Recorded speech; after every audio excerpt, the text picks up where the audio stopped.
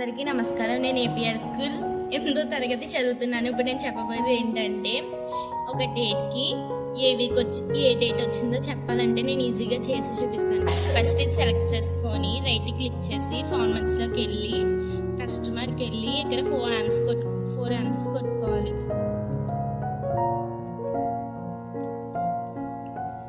అప్పుడు okay click చేస్తే date వచ్చేస్తుంది.